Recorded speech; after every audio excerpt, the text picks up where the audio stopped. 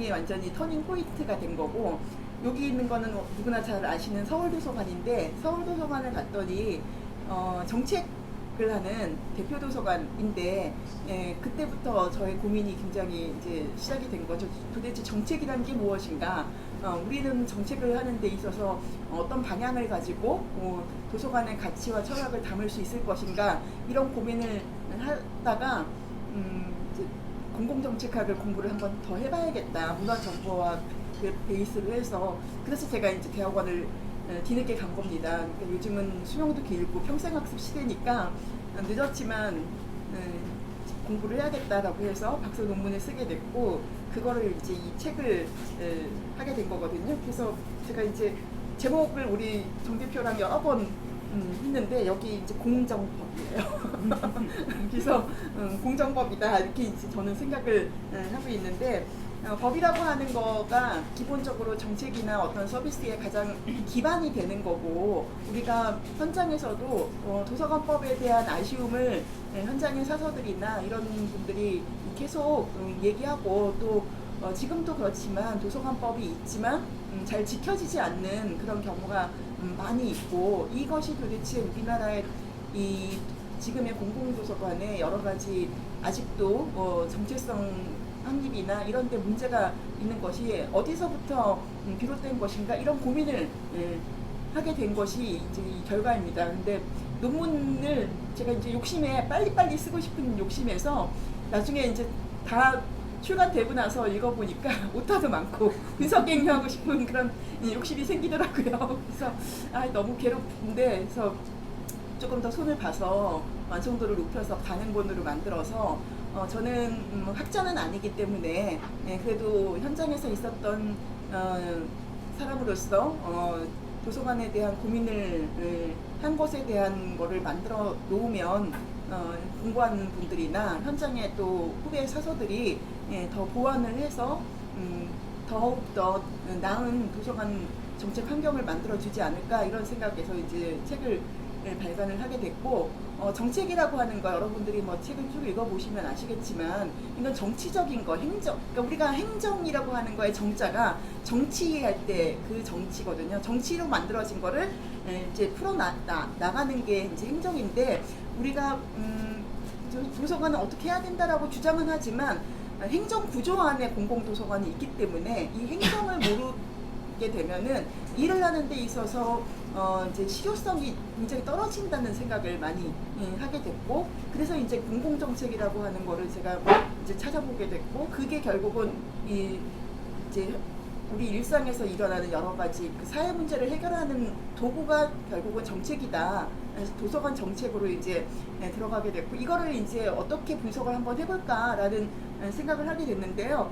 정책이라고 하는 건 대체로 이제 형성하고 집행, 평가, 변동 과정을 거치는데, 도서관법이 1963년에 생겼으면 어떤 변동 과정을 거쳤을까, 이런 고민에서부터 이제 출발을 하게 됐습니다. 그래서 이 이제 책은 이제 정책 변동 이론 중에 이제 몇 가지가 있는데, 제가 채택한 거는 킹던의 다중 흐름 모형이라는 것과 사바티에의 정책 옹호 연합 모형이라고 하는 거를 모형을 두 개를 합쳤어요. 요 모형은 뒤에서 이제 나오니까 그때 말씀을 드리고, 그다음에 이제 이런 여러 가지 정책 문제를 발생하는 요인은 어디에 있나를 이제 선행 연구를 통해서 이제 정리한 게 이제 산업화. 외국 같은 경우도 산업혁명이 가장 공공도서관에 있어서 이제 출현의 계기가 된 거고, 그 다음에 이제 세계화와 지방화는 같이 이제 가게 된 거고요. 정보화가 지금도 마찬가지지만 굉장히 크게 도서관 발전에 영향을 미쳤다라고 해서 요거를 바탕으로 해서 이제 하게 됐습니다. 그래서 아까 말씀드린 다중흐름 모형과 잘 안 보이실 것 같은데, 정책 옹호 연합 모형에서 이제 킹던의 다중흐름 모형은 정치 문제와 정치학 문제와 거기에 대한 대안 문제가 각각 존재하다가 어느 날 결합을 해서 여러 가지 요인에 의해서 결합을 해서 이것이 이제 이 결합을 하면 정책의 창이 열리게 되고, 그것이 이제 정책을 새롭게 낳게 된다라고 하는 게 이제 기본 구조고요. 그다음에 정책 옹호 연합 모형이라고 하는 거는 여러 가지 뭐 이제 외부의 변수, 그다음에 내부의 변수, 이런 것들이 있는데, 이것들이 이제 A라고 하는 집단과 B라고 하는 집단이 있어서 서로 간에 생각이 또 다를 수 있잖아요. 이런 갈등 구조에서 서로 의견을 모아가면서 그런 것이 이제 정책으로 나타나는, 그래서 시간이 굉장히 중요한 모형이에요. 그래서 각각은 장단점이 있기 때문에 제가 여기에서 도서관의 법과 정책을 분석하는데 필요한 요소가 무엇인지를 찾아본 게 이제 분석 요소입니다. 그래서 이제 정치 사회 환경에서 아까 말씀드린 것이 이제 산업화 세계화 정부와 지방화인데, 이것이 이제 결국은 우리 도서관의 교육, 문화, 복지, 정보 정책에 영향을 미치게 되는 거고, 그 다음에 이제 정책 과정으로 가면은 이제 그 다중 흐름 모형의 정치, 정책, 대안에 대한 거, 이런 것들은 지배 집단이 변하는 거. 그래서 우리 선거하고 대통령이 바뀌는 거, 국회의원 선거 뭐 이런 것들이 다 여기에 해당이 되는 겁니다. 도서관에 뭐 관장이 온다든가 시장이 바뀐다든가 이런 것도 다 여기에 해당이 되는 거고요. 그다음에 이제 정책의 행위자와 정책의 선도자가 있는데, 이제 공식 참여자, 비공식 참여자가 있거든요. 그래서 공식 참여자는 이제 우리 도서관 정보정책위원회, 국가도서관위원회, 그다음에 문체부 뭐 이런 데가 있고, 비공식 참여자로는 우리 이제 시민들, 이용자, 그다음에 도서관 협회와 같은 단체, 이런 것이 이제 비공식 참여자가 되고, 그다음에 이제 옹호연합은 갈등 관계를 형성하는 역할이 누구인가를 보는 거고, 이 갈등 관계에서 정책의 중개자는 누구인가, 그래서 이제 이거를 풀어나가는 거고, 그다음에 이제 이런 것들을 하면서 정책 학습이라고 하는 건 우리 보통 공청회도 하고 토론회도 하잖아요. 그런 것이 이제 정책 과정으로 보고, 이걸 통해서 이제 산출되는 것이 법입니다. 법을 개정하는 거가 나오고, 법을 개정하면은 이제 정책 효과가 있죠. 그래서 이제 긍정적인 효과도 있고 부정적인 효과도 있게 되는 것이어서, 제가 이제 요 틀을 가지고 이제 도서관 법을 이제 분석을 했는데, 이제 아까 말씀드린 건 요 정책 부서의 변천, 요거는 이제 책에 다 있긴 있거든요. 요게 이제 굉장히 중요한 역할을 합니다. 여기서 이제 우리가 그 문화부가 90년에 처음 생기면서 이제 요때 이제 법도 바뀌게 되고, 그다음에 도서관 정책을 전담하는 부서가 처음 생기게 되거든요. 그래서 제가 논문을 쓸 때 91년부터 정책이 시작되는 것으로 보고, 그때부터 이제 어떻게 정책 변동이 됐는지를 본 겁니다. 그래서 여기가 이제 공식 참여자로서 정책을 어떻게 만들어 갔는지 굉장히 중요한 역할을 한 거고요. 그 다음에 이제 도서관 정책 관련 위원회, 지금 이제 국가도서관위원회인데, 이제 그 2007년부터 도서관 정보정책위원회가 만들어져서 이제 이 이후에 우리가 공공도서관이 굉장히 많이 발전하게 된 거죠. 그래서 이런 이제 공식 참여자들이 있다라는 거를 말씀드리고, 그다음에 이제 이게 1기부터 어떤 활동을 했는지, 2007년부터 이 정보정책위원회가 만들어지면서 본격적으로 정책이 아주 잘 추진이 됐어요. 중장기 발전 계획을 만들어서 뭐 여러 가지 뭐 거기에 대한 비판도 있지만, 그래도 체계적으로 그 이전에는 정책이나 뭐 계획이 만들어져도 여러 가지 이유 때문에 제대로 그 실행이 안 됐었는데, 이때부터는 실행이 돼서 양적으로 굉장히 늘게 된 거죠. 그다음에 이제 법제는 우리가 이제 공화국별로 이 집권 차원에서 이제 제가 이렇게 쭉 봤는데, 1~2공화국 때는 전혀 뭐 관련 그 법규가 없는 상태고, 63년에 도서관법이 처음 제정이 됐습니다. 그래서 사실 제가 이 책을 작년에 내고 싶었거든요. 이게 60주년을 기념하고 싶어서. 근데 이제 뜻은 못 읽었는데, 우리가 45년에 강국이 되고 나서 63년까지 법도 없이, 그러니까 정책이 제대로 갈 수가 없는 그런 상황이었죠. 그래서 이렇게 쭉 계속 이제 보시면은 어떤 대통령 시절에 도서관이 조금이라도 더 발전하게 됐는지가, 이걸 보면은 어렴풋이 쭉 알게 됩니다. 그래서 이제 이렇게 이제 봤고, 최초의 도서관법은 63년에 만들어졌는데 법의 형태가 이렇게 돼요. 이거는 이제 일본의 도서관법을 흉내를 내서, 여기 이제 원래는 일본은 공립공공도서관, 사립공공도서관 이렇게 이제 되는 거를 우리는 공공도서관과 학교도서관으로 바꿔서 아주 단순하게 법을 제정을 했습니다. 그 당시에는 법을 제정하는 것이 굉장히 큰 이슈였기 때문에 내용보다는 일단 제정하자라고 봤고, 이거를 개정하는데 87년에 개정을 하거든요. 그래서 24년이라는 시간이 걸리게 되는 거죠. 자, 그 다음에 이제 87년에 도서관법이 이제 개정이 된 상태에서 아까 제가 90년에 문화부가 만들어졌다고 했잖아요. 문화부가 만들어지면서 그 전에 문교부가 공공도서관을 담당하던 것이 문화부로 이관이 되면서 이제 도서관에 대한 정체성을 제가 이제 여기 이제 교육에서 문화로라고 하는 키워드를 했는데, 패러다임 자체가 문화 기관으로서의 도서관으로 가게 됩니다. 그래서 이 당시 정책 환경은 우리가 여러분들 여기 연배가 좀 있으신 분들은 좀 아시겠지만 우리나라가 그 장기간의 그 박정희 정권에서 전두환 정권으로 갔고, 전두환 정권에서 군사 독재가 계속 이어지는 것 같으니까 그 당시에 이제 6.29 선언을 이끌어냈고, 그게 이제 공식적으로는 이제 그 민주화 정부가 되는 거잖아요. 그러고 나서 이제 그 88 올림픽을 하게 됐고, 88 올림픽을 하게 되면서 우리가 86, 88 하면서 이제 이 우리 그 국민들의 그 시각이랄 그럴까요? 뭐 이렇게 이제 이 세계에 대한 거, 글로벌 스탠다드 이런 게 굉장히 이제 높아졌죠. 그러면서 노태우 대통령이 88년 그 올림픽 게임을 하고 나서 89년에 올림픽 1주년이 됐을 때 그 당시 라디오 방송에서 우리는 스포츠로 올림픽을 했지만 실제로는 문화올림픽을 한 겁니다 라고 하면서 문화에 대한 걸 굉장히 강조를 하게 됐어요. 그러니까 올림픽의 그런 그 자부심을 계속 문화라고 하는 걸로 끌고 가고 싶었던 거죠.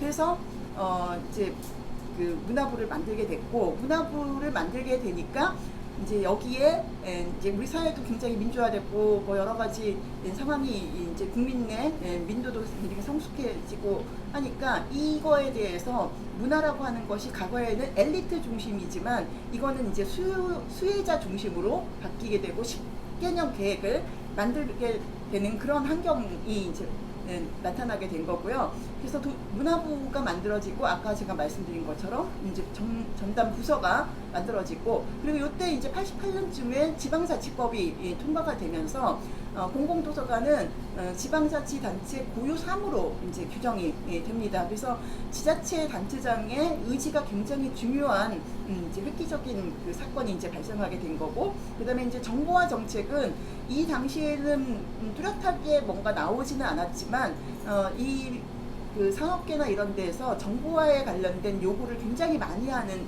것이 이 당시에 이제 환경이 됩니다. 그래서 이제 이 정책 환경을 이런 것을 바탕으로 해서 이제 정책 과정을 보면은 문화부로 공공도서관이 이제 이관이 되는데, 이때 이제 여러 가지 갈등 구조가 생기는데, 아까 제가 말씀드렸던 것처럼 이 개정 과정에서 이제 분석 요소를 보면은 정치 문제, 요거 이제 아까 그 다중 그 흐름 모형이잖아요.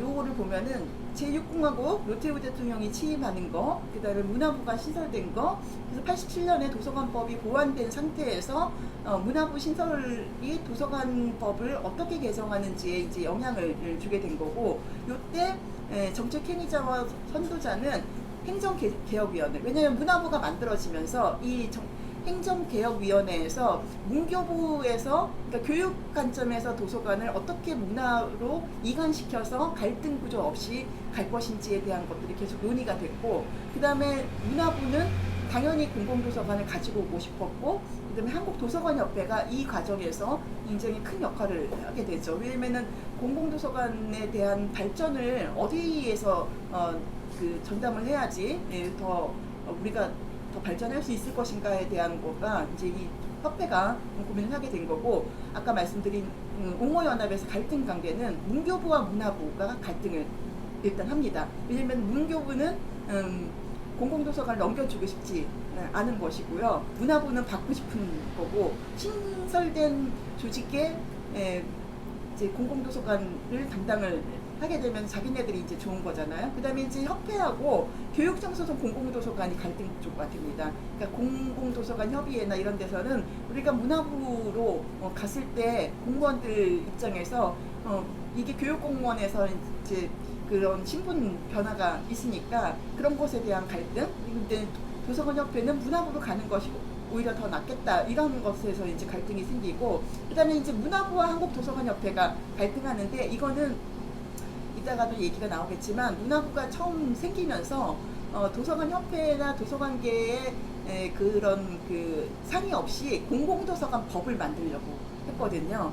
그래서 이제 도서관협회가 뭐야, 문화부로 우리가 가려고 했는데 그럼 우리 문화부로 가는 거 취소, 뭐 이런 식으로 이제 갈등을 겪게 되는데, 이때 이제 중개한 거는 문화부하고 도서관협회하고 계속 이제 그 서로 간에 커뮤니케이션 하면서 도서관 관계법 연구위원회가 협회에 있었는데, 이쪽에서 이제 그 갈등을 봉합하는 역할을 했고, 문화부도 신설 조직인데 처음부터 도서관계하고 갈등 구조를 시작하는 건 맞지 않는다라고 해서 이제 본인들이 생각하고 있는 공공도서관 법을 접게 되고, 거기에 대한 대안으로 나온 게 도서관진흥법입니다. 그전에는 도서관법이었는데 법명을 도서관진흥법이라고 바뀌게 된 거고요. 이때 정책학습은 설문조사나 토론 이런 방법을 쓰게 된 겁니다.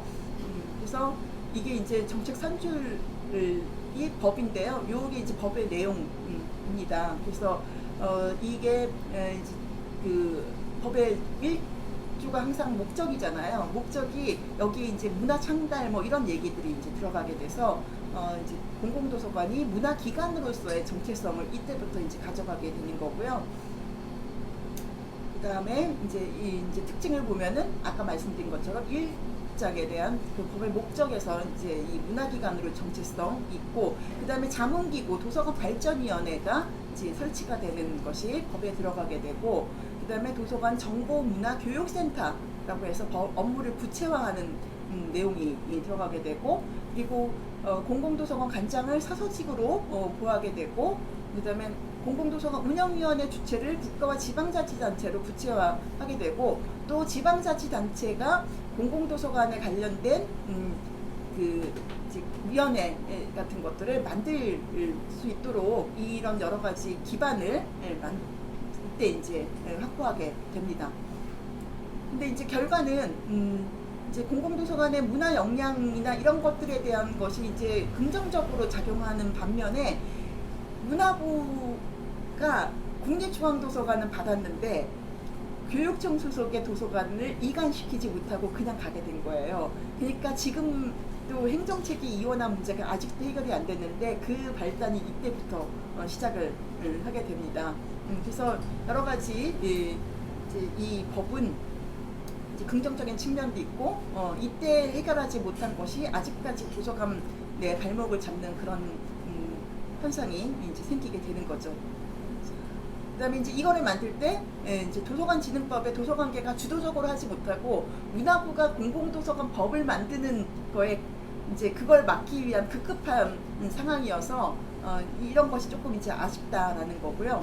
자, 그다음에 요게 이제 폰트가 깨져서 그런데 이제 94년으로 이제 갔는데 91년에 도서관법을 바꿨는데 도서관진흥법을 바꿨는데 왜 3년 만에 바뀌게 됐는지 이거가 이제 궁금하실 건데요. 제가 이제 제목을 붙인 거는 민간의 제도적인 결합이 이제 시작이 됐다라고 보는 건데, 이때 94년은 김영삼 대통령이 집권하던 시절이었어요. 그러니까 노태우 대통령은 민주화를 기반으로 해서 이제 직선에 의해서 이제 그 대통령이 된 거잖아요. 공식적으로 합법적으로는 민주화가 이제 낳은 대통령인데, 그래도 그분은 이제 군인 출신이었고, 김영삼 대통령은 3당 합당에 의해서 대통령이 됐는데, 그때 이제 문민정부라고 하는 얘기를 쓰게 되죠. 그러니까 이분은 자기가 민간인 출신으로는 대통령이 이제 처음 된 거나 마찬가지인데,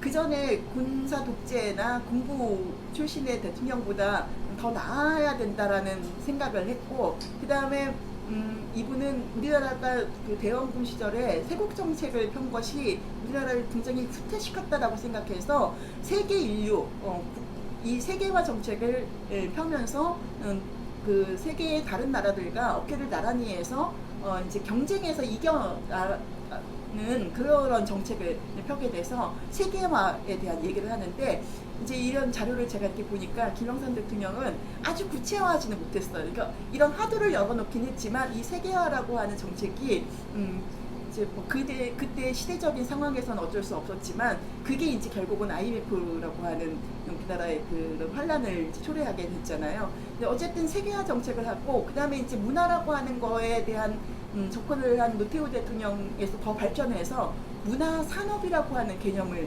이 정부가 이제 탄생을 시킵니다. 그래서 이때 이제 문화부가 만들어지면서 이 이전에 이제 문화부가 일을 해야 되잖아요. 그러니까 무슨 뭐 음악의 해, 뭐 미술의 해 이런 걸 하는데 93년에 이제 체계회를 하게 됐어요. 그러니까 체계회를 하게 되니까 그때 이제 지금 대한출판문화협회 그 건물에 세계 추진위원회도 만들고 그 출판 중심의 분들이 모여서 이제 이 사업을 추진하게 되는데, 그때 이제 도서관 협회가 참여를 하게 되죠. 근데 이때 어떤 일이 생겼냐면 출판계에서 이제 출판에 대한 관심이 문화산업의 한 종류로 관심이 주어지니까 출판계에서 야, 우리 독서진흥법 만들자 이렇게 된 겁니다. 그것도 도서관계와 별로 협의 없이. 그러니까 도서관계는 도서관법이 있는데, 도서관진흥법이 있는데 무슨 또 법을 만들어. 그래서 또 이제 할 수밖에 없는 구조로 가게 됩니다. 그래서 이제 이때 도서관계와 출판계가 이제 갈등하게 되고, 굉장히 오랜 시간을 거쳐서 협의를 한 것이 도서관 및 독서진흥법이라고 하는 걸로 이제 법 명칭을 넣게 되는 거죠. 그래서 이 이제 정책 과정에서 보면은 이때 이제 김영삼 대통령, 김대중 대통령 취임하게 되고, 지방자치제 실시이 되고, 선출직 단체장이 등장하게 되고, 여러 가지로 이제 우리 사회가 달라지는 그런 현상들을 보이게 되죠. 그다음에 도서관계는 도서관진흥법이라고 하는 거를 우리가 어떤 의지를 가지고 만들지 않았기 때문에 거기에 대한 보완책을 굉장히 고민을 많이 했던 이제 상황이었고요. 요거를 이제 우리가 이 출판계하고의 여러 가지 이제 법에 관련된 것들을 이제 대응하기 위해서 문화부하고 도서관협회가 이제 정책을 선도하고, 이 갈등 관계에서는 출판계 독서진흥법을 이제 도서관계가 반발하면서 이제 갈등 구조로 갔고, 이때 이제 정책의 중개자가 국회의원과 문화부가 이제 중재를 해서 이제 이렇게 이제 정리를 하게 됐고요. 이때 이제 공청회나 언론 보도가 상당히 많이 있었던 걸 확인할 수가 있습니다. 그래서 이제 이 정책 산출된 거는 법은 이렇게 이제 바뀌게 된 거고, 요게 이제 이 법에 있어서의 문제는 이제 법의 목적은 문고 독서 내용이 추가됐고, 그 다음에 이제 출판 쪽에서 기금을 만들기 위해서 이런 그 기금 명칭을 활용해서 했는데, 요거는 제대로 진행이 안 돼서 2000년에 바로 이제 조항이 폐지가 됐고요. 그 다음에 자문기구였던 도서관위원회에 심의 기능을 넣고, 그 다음에 아까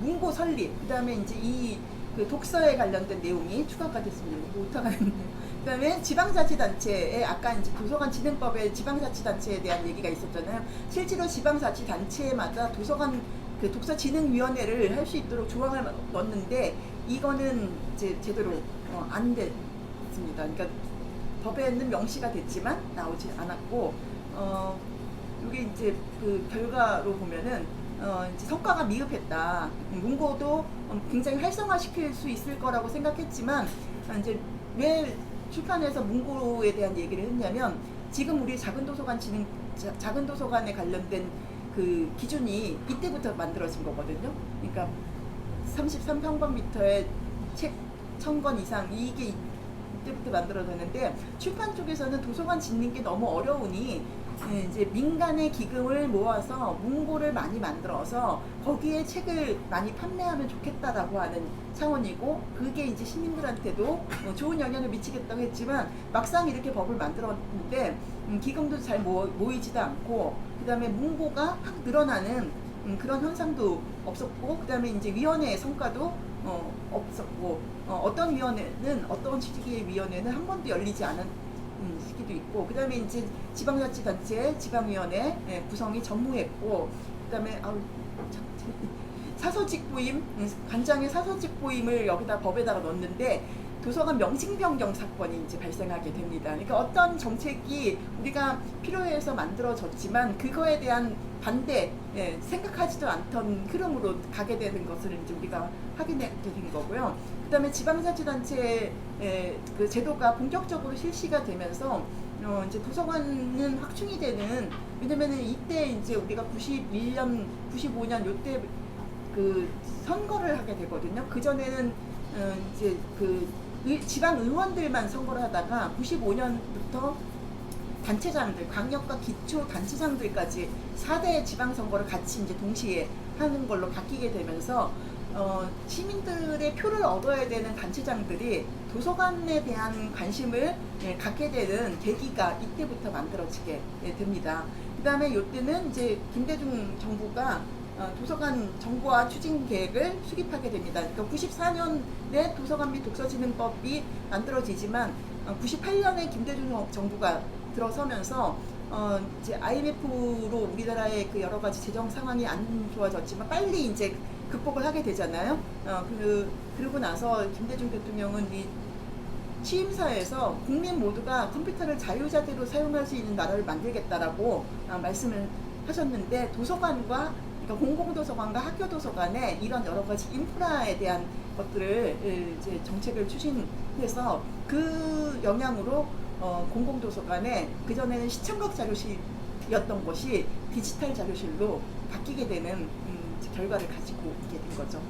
그 다음에 이제 2006년으로 가면은 이제 94년에 법이 바뀌었다가 그 중간중간에 일부 개정은 계속 됐는데 2006년에 완전히 전부 개정이 되거든요. 여기는 제가 이제 중앙에서 지방으로 하는 키워드를 뽑았는데, 이때는 벌써 이제 우리가 인터넷이나 이런 것도 굉장히 많이 이제 발전하게 됐고, 지방 분권이라고 하는 것도 굉장히 논의가 많이 돼서 중앙정부와 지방정부의 역할이나 이런 것에 대한 논문들도 이 당시에 굉장히 많이 나오게 됩니다. 그래서 우리나라가 이제 이런 여러 가지 어려움을 거치면서 이제 이 신자유주의에 대한 것이 나오게 되죠. 왜냐면 그때 IMF에서 이제 그 돈을 이제 그 대출을 받고 하면서 그때 이제 우리나라에 굉장히 강력한 신자유주의 정책을 드라이브를 걸게 되죠. 그래서 은행도 문 닫고 여러 가지 이제 작은 정부를 지향하게 되고 공무원이 굳이 안 해도 되는 것들은 이제 위탁을 주는 그런 것들이 이제 정책이 만들어지게 되고요. 그다음에 이제 그 세계화나 이런 걸로 방만하게 국가를 운영했던 것들이 이제 산업구조 재편이 되고 노동시장 이 재구조화가 되는 것이 생기고, 요때 이제 홈리스 이런 것들이 이제 생기게 되죠. 실업이 생기고, 그다음에 이제 사회적으로 양극화가 되는 문제가 발생하고, 이때 이제 저출산 고령화 문제가 시작이 되고, 정보화 사회가 본격화가 되고, 교육복지, 문화산업 육성하는 그런 게 되고, 도서관 쪽에 독서 쪽에서는 이 당시에 2000년 넘어서 우리가 MBC 느낌표 기억하시는 분들 굉장히 많을 텐데, 이제 우리 책 읽는 사회 만들기 국민운동과 문화방송에서 추진한 기적의 도서관이 20년이 됐죠. 넘었죠. 그래서 이제 이때부터 했고, 도서관 쪽에서는 결정적으로 2006년에 세계 도서관 정보대회를 개최하게 됩니다. 그래서 요 세계 도서관 대회를 개최하게 되면서 이때는 이제 노무현 대통령이 이제 대통령을 하고 계셨는데, 대통령께 1월 달에 이 세계 대회에 대한 것을 보고하러 가면서 도서관법이 도서관 및 독서진흥법을 계속 개정을 해야 되는데 몇 가지 걸림돌이 있다. 그랬더니 뭐냐. 그래서 그때 도서관계가 새로 전면 개정되는 법에 장관 소속의 그런 그 도서관위원회, 자문위원회가 전혀 이 정책의 어떤 실효성이나 이런 그 효과를 발휘하지 못하니까 국무총리급으로 올리고 싶어하는 그런 이제 시도를 했는데, 이거를 잘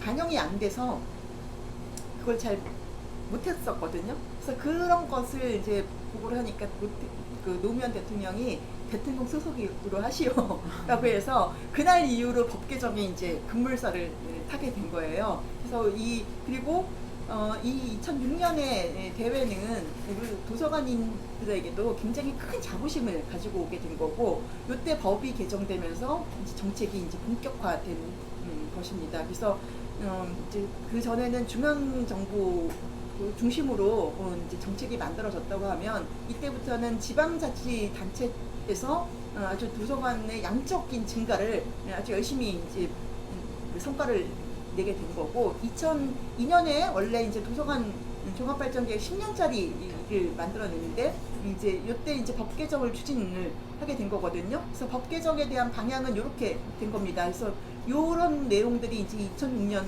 법에 많이 반영이 됐고요. 그래서 이때 이제 보면은 정치 문제 뭐 이런 거에 김대중 대통령, 노무현 대통령 취임하고 이게 이제 그 킹던의 그 다중 그 흐름 모형에서는 최고 경영자, 국가 최고 경영자든 조직이든 간에 최고 관리자가 굉장히 중요한 역할을 한다라고 하는데, 이거를 보면은 대통령이 어떤 의사결정을 하느냐에 따라서 정책이 굉장히 발전할 수도 있고 후퇴할 수도 있다라고 하는 거를 여실히 이제 보여주게 되는 거고, 그 다음에 이제 사회적으로 여러 가지 환경들이 정보와 그 다음에 언론 환경 변화, 공공도서관의 역할 이런 것들을 방송이나 이런 데서 그때 굉장히 활발하게 이제 그 국민의 공감대를 형성할 수 있었고, 그다음에 지방분권, 시민사회 출연하게 됐고, 책사회가 이때 이제 만들어져서 이제 여러 가지 활동을 지금까지 하고 있죠.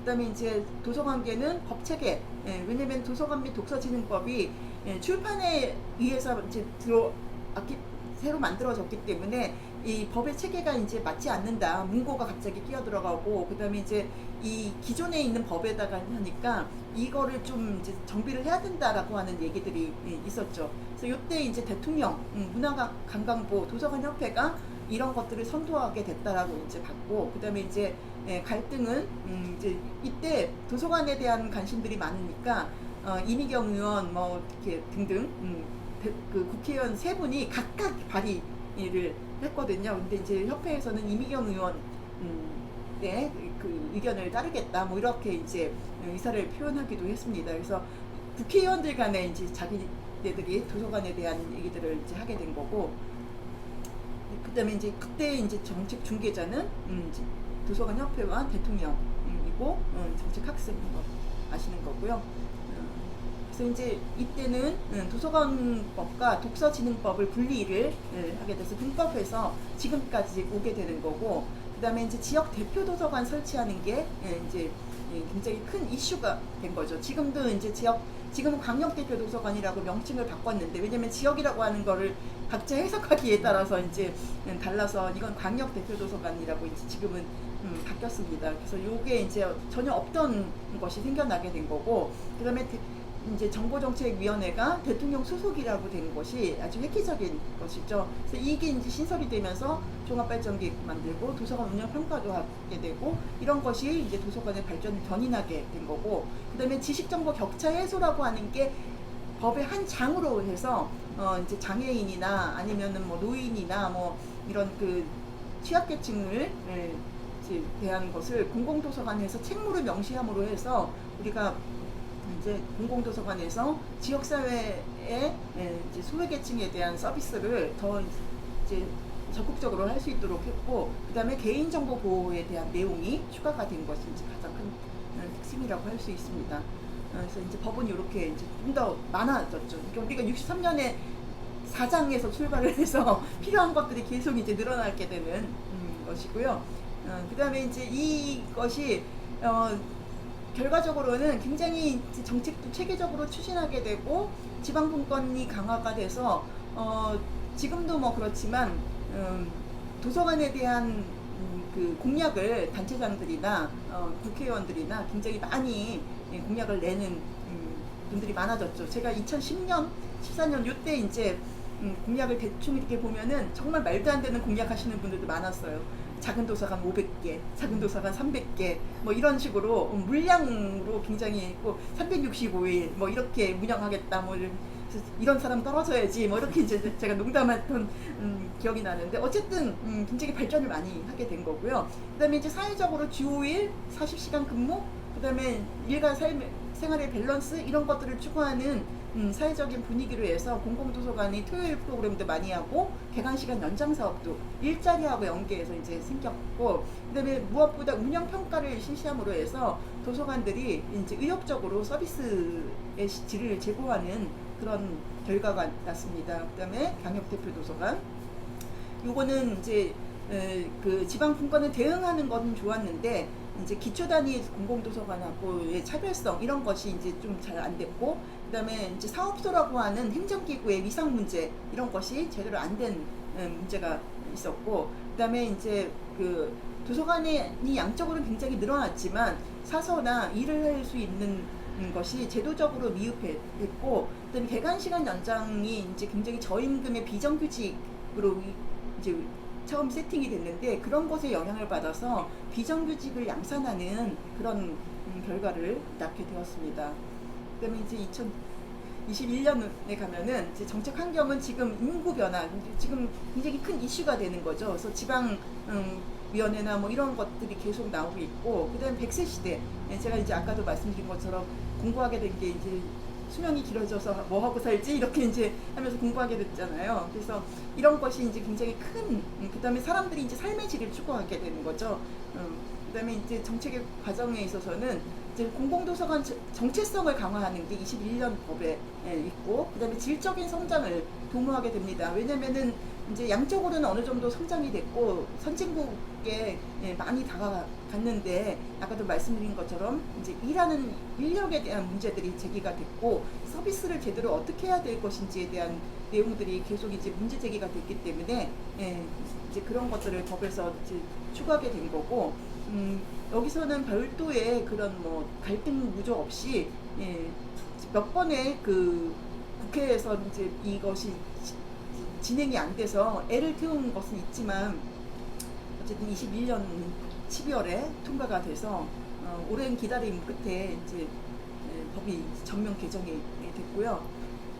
이것이 이제 그 공공도서관의 공공성 증진을 위해서 법 체계를 정비한 결과가 나오게 됐고, 여기를 보시면은 2006년도 도서관법이고 2021년도 도서관법인데 법이 어떻게 바뀌었는지를 보게 되면은 2장이 이제 조금 이제 달라지게 됐고요. 3장에 보면 국립중앙도서관인데 여기는 국립장애인도서관까지 있습니다. 이게 왜냐면은 국립장애인도서관은 2006년에 시작할 때는 장애인 정보지원센터인가 이렇게 이제 시작이 됐다가 이게 국립도서관까지 올라갔는데 이제 국립중앙도서관의 하나의 부서였다가 이게 이제 1차 기관이 돼서 국립중앙도서관과 동등한 레벨이 됐거든요. 그래서 이제 이게 국립중앙도서관과 같은 것으로 3장을 하게 됐고, 4장의 공공도서관이 절이 이제 3개로 나눠지게 되는데 강력대표도서관과 그다음에 국공립 사립공공도서관, 그리고 요즘 이제 가장 핫 이슈가 되고 있는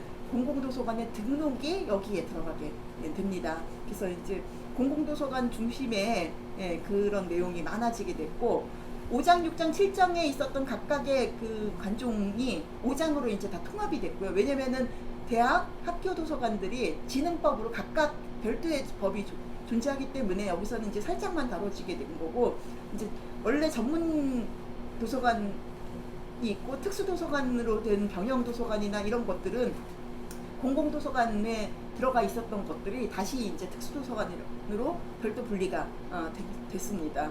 그 다음에 이제 여기 보면 도서관 인력 시설이 처음으로 들어가게 됩니다. 이것이 이제 저는 질적인 재고 등록과 함께 이런 것에 대한 인력에 대한 것이 따로 장을 만드는 것이 처음이라고 봤고요. 그래서 이렇게 이제 변화가 됐다고 보시면 됩니다. 근데 이제 이게 이제 질적 재고를 하겠다고 하니까 이제 우리한테는 지금 딜레마인데, 올해 12월 8일까지 이 법에 의거해서 등록을 해야 되거든요. 등록을 해야 되는데 이게 이제 4명 이상의 사서에다가 인구 중심으로 시설, 그러니까 인구 몇 명까지 서비스하느냐에 따라서 이제 그 사서 산출하는 것이 달라지게 됩니다. 그 전에는 어떻게 됐냐면은 장서 수하고 면적이었는데 지금 인구 수하고 이제 시설의 그 면적으로 가게 됐고, 그다음에 국공립 그 작은 도서관, 여기 잘못 써진 것 같은데 작은 도서관에 사서를 반드시 한 명 두게 됐고요. 그다음에 여기는 없는데 스마트 도서관, 이동 도서관 이런 서비스를 하게 될 때 그 서비스에 따라서 사서를 한 명씩 둘 수 있도록 법이 이제 사서에 대한 것들이 굉장히 강화가 된 거죠. 근데 이렇게 하다 보니까 서울 같은 경우는 지금 한 67%, 70% 가까이가 등록이 되는데 지방은 이제 등록이 안 돼서 전체적으로 30%가 안 되는 문제가 발생하니까 공공도서관에 있는 분들이 우리 등록 못해서 지원금도 못 받고 여러 가지로 어려움이 있다라고 이제 하소연을 해서 협회에서 TF를 만들었는데 사실 협회할 일이 많지가 않고 의견을 모아서 이제 뭐 문체부에 전달을 하는 건데 이제 그 학계에 계신 분들이나 이런 분들은 시끄러워야지, 등록이 안 돼야지, 이 문제가 생겨야지 사서 배치에 대한 것이 이제 여론이 형성이 되고 그렇게 가야 되는 거 아니냐라는 말씀들을 많이 하시죠. 근데 이제 당장에 지원금 못 받고 뭐 1년 예를 들면 개관 시간 연장 1년 못 받고 뭐 이렇게 되면은 도서관 운영에 이제 영향을 이제 받는 관장님들은 이제 안 된다라고 얘기를 하기도 하고, 또 하나의 문제는 이제 도서관을 굉장히 양적으로 증가를 많이 시켰잖아요. 그러니까 뭐 200평방미터, 300평방미터 이런 식으로 이제 됐던 곳에 사서가 한두 명밖에 없는 지자체에서는 이것들을 그냥 작은 도서관을 돌려야 되는 거 아니냐, 이런 움직임들이 또 있습니다. 그러니까는 지금까지는 양적인 증가를 했지만 앞으로는 도서관다우게 어떻게 운영할 것인지에 대한 그런 고민들이 이제 치열하게 이제 될 것이라고 보고 있고요. 제가 이제 연구를 하면서 외국은 그러면 도서관법이 어떻게 됐는지를 봤는데, 이제 영국 같은 경우는 이제 아까도 말씀드린 것처럼 산업혁명이 굉장히 중요하게 됐고, 여기 보시면은 이제 위원회도 잉글랜드 문화예술위원회라고 원래는 다른 거였는데 이제 여기에 다 통합이 됐고, 그다음에 이제 최초의 법은 왜 만들어졌느냐, 이제 이런 내용들을 쭉 이제 정리를 했고, 여기 보면은 이제 법이 어떻게 발전했는지에 대한 내용을 제가 쓰고 있습니다. 썼습니다. 그다음에 이제 정책의 변화. 그래서 이거를 영국 같은 경우를 보면은 처음부터 도서관 박물관법으로 시작을 했거든요. 그러니까 앞에는 공공도서관에 관련된 거, 뒤에는 앞뒤가 맞는지 모르겠는데 박물관에 대한 거. 그래서 박물관과 도서관은 같은 레벨로 보고 문화적인 것으로 접근을 했다라고 저는 이제 봤고요. 이제 미국 같은 경우는 새로운 나라를 만드는데, 미국 사람들은 이민자의 나라였잖아요. 미국 사람이라고 하는 자부심도 좋아져야 되고 미국 사람으로서 살 수 있는 그 일정 수준 이상의 교양이 필요했는데 그 역할을 공공도서관에서 한 겁니다. 그러니까 시민교육형으로 도서관이 발전하게 됐고, 저는 이제 미국 같은 경우는 굉장히 중요하게 봤던 것이 법령에서 어디에 포커스를 두고 있는지를 보여주고 있습니다. 그러니까 처음에는 도서관, 그러니까 라이브러리 서비스 액트였는데 여기에 컨스트럭션이 들어가서 도서관의 양적인 증가를 할 때는 건설에 대한 내용이 들어갔고, 도농 간의 도서관의 그 균형 발전을 추구를 했고요. 그 다음에 테크놀로지가 들어갑니다. 이거는 96년이거든요. 이때는 인터넷이 막 이제 확장이 되던 시기였는데 그런 기술에 대한 것이 이제 있고, 그 다음에 2003년부터는 뮤지엄 앤 라이브러리 액트이고, 그때마다 이제 계속 이제 뭐 오바마 대통령, 뭐 트럼프 대통령이 계속 이제 그 개정하는데 이제 사인을 했고, 그래서 이걸 보면서 아, 미국이란 나라는 어느 정부가 맞던지 간에 도서관에 대한 애정이나 정책이나 이런 거가 변함이 없고, 그 다음에 이제 2021년인가 2년에는 바이든 대통령도 내가 할 수 있는 모든 권한을 다 행사를 해서 문화예술 도서관의 발전을 위해서 노력하겠다라고 하는 서명을 했거든요. 그래서 그런 것이 도서관에 대한 사회적인 정체성이나 어떤 발전의 가능성, 역할 이런 거가 다 정립이 돼 있는 게 굉장히 부러웠다. 공부하면서 그런 생각이 들었고요. 우리는 사실 일본 영향을 많이 받았는데 일본은 미국 영향을 받았습니다. 그러니까는 이제 명치 유신 시대 때 이제 문호 개방을 하고 그 미국의 영향을 받은 것이 우리나라로 넘어오게 된 거고요. 여기는 이제 1899년에 도서관 0이고 50년에 들어서야 도서관법이 만들어지게 된 거고요. 여기는 사회교육기관으로 아예 명시가 됐습니다. 우리나라는 헌법 밑에 도서관법이지만 여기는 교육법인가? 하여튼 뭐 있고 그 다음에 이제 사회교육법이 있고 그 다음에 이제 도서관법이 있어서 층층이 이렇게 단계를 거치게 되고 이제 여기는 이제 지정관리자나 뭐 여러 가지 것들, 그 다음에 사서직에 대한 문제 이런 것이 일본도 똑같은 문제가 있고요. 그 다음에 이제 우리나라는 이제 앞에서 정리한 것들을 제가 이렇게 쭉 해서 제가 이제 얘기할 때는 문화교육형이다. 왜냐면은 지금 교육청 도서관에서는 여러 가지 교육도서관이라고 하는 걸로 아이들 교육이나 이런 거 하고 있고, 우리가 정체성은 문화기관이라고 해서 지자체에서 하는데 어떤 것을 배제하고 문화라고 하기는, 그래서 제가 이제 문화교육형이라고 이제 했고요. 그 다음에 조문, 요거는 조문이 어떻게 되어 있는지 본 겁니다. 그러니까 우리는 도서관법이라고 해서 이 공공도서관에 대한 내용을 제가 썼지만 외국 같은 경우는 공공도서관 단일법과 같습니다. 그러니까 국가도서관법이 따로 있고 이제 공공도서관법이 따로 있는 건데, 우리는 그렇지 않은 게 이제 여기 법 조항을 이제 보면서 있고, 그다음에 미국 같은 경우는 여기 보면은 제4부에 로라 부시 21세기 프로그램이라는 게 있어요. 로라 부시 여사가 텍사스 주립대에서 문화정보학을 전공했다고 알고 있거든요. 그래서 이분이 도서관의 사서들을 교육하기 위해서 기금을 만들고 그걸 아예 법에다가 넣었다고 하더라고요. 그래서 이런 곳이 좀 부러웠다, 이런 말씀을 드립니다. 자, 그 다음에 이제 우리나라 도서관법은 어떻게 달라졌는지 이제 표로 해서, 요게 이제 제가 논문에서 쭉 그동안에 서술했던 것들을 정리를 한 거고, 책에는 이제 각 조항마다 예를 들면은 법의 목적이 어떻게 달라졌는지, 공공도서관의 범위가 어떻게 달라졌는지, 그 다음에 공공도서관의 업무가 어떻게 발전했는지 이런 것들을 쭉 써놨는데요. 시간의 제약도 있고 해서 그런 것들은 다 줄였습니다. 그래서 여기까지 입니다. 네.